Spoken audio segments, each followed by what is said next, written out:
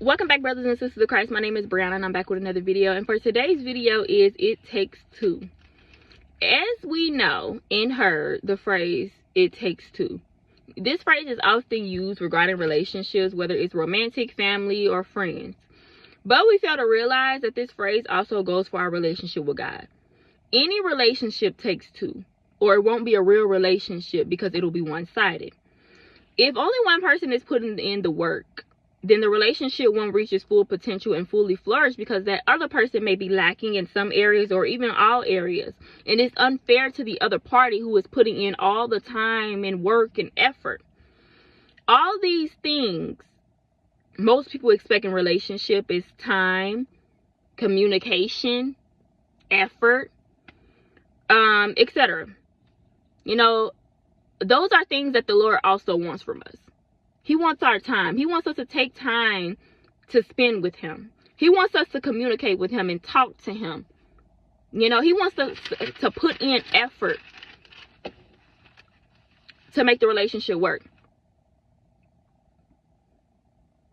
And let's be for real, y'all. Who really wants to be in a one-sided relationship?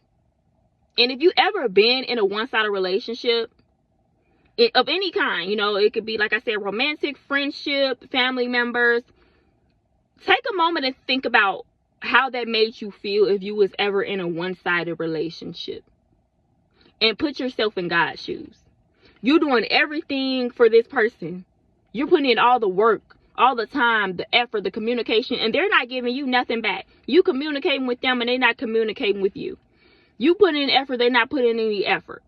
You putting in time, they're not putting in any time. You giving them gifts, they ain't giving you. Like, you're doing everything. That becomes draining. It's one-sided. You start to feel like, you know, this person don't care about me. They don't care enough about me to put any time or effort or to even communicate to me. And just imagine how God feels. Like I said, put yourself in God's shoes. If you're not giving God any time and you're not talking to him, no communication, imagine how he feels. There is a lot of people out here expecting one-sided relationships from God. You know, a lot of people receiving but not giving. You know, we call that being selfish. We call that being a user. You know, it's a selfish act to expect for someone to always do something for you, but you're not willing, nor do you want to do anything for them in return. Although they may not even be asking for anything in return. Your character should want to, because of the simple fact that this person is putting so much time and effort into you and your life. You should want to give something in return. We should want to give things to God. Our time, our effort, our communication. Because he's doing all these things for us that he doesn't have to do. But he loves us so much that he does do it. And you should be like, you know, there's nothing that I can do to repay you, Lord. But if I can do anything, I'm going to give you some time. I'm going to give you some effort, some communication. I'm giving you something. You're leaving here with something, you know, because you deserve it. You know, he's worthy of that. And I heard a story of a young man. I think his name is Bryce or Bryson. I can't remember. And he was telling his testimony and his story. And, what happened was he was talking to a man, and the man was talking about a relationship with his wife, and he was basically saying that the relationship was one-sided.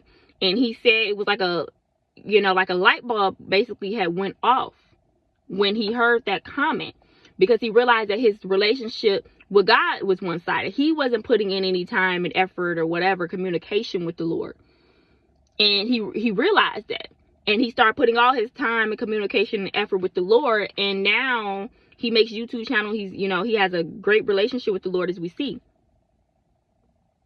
Because like I said, the relationship will not reach its full potential until both parties are, you know, God's going to do his part regardless. He's God. But until you start putting all your time and effort into the relationship, it won't really reach its full potential, because there's also things that needs to be done on our end to go higher in the kingdom. You know, and a lot of people question, where was God during certain times and situations? But God is always there. But the question is, where were you? You know? People pray one time, read the Bible one time, go to church one time, and think everything is all good. But it takes more than that for a relationship to last. You know, you can't just be intimate with your partner one time. You can't just call your friend one time. You know, only give one gift to your partner. Take them out one time. No, you have to continuously do these things in order for the relationship to last. You know, for a relationship to work and last, it has to be continuous work being done on both ends. God is always doing his part, but are you? Are you always doing your part? You know, most people will say, oh yeah.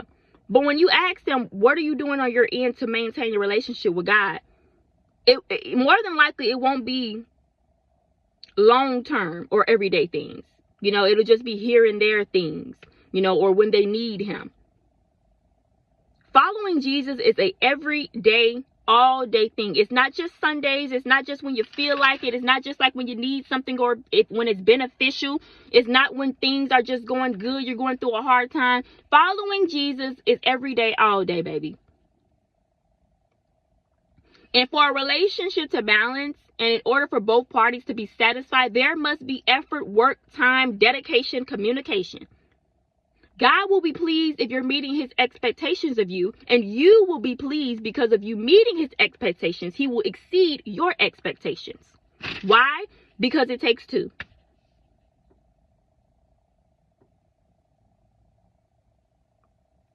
It takes two.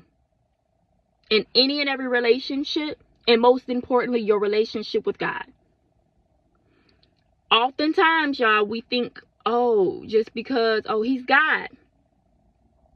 So we have this idea of God that he's just supposed to do whatever, even when we're not doing our part, even when we're not doing anything for him and his kingdom.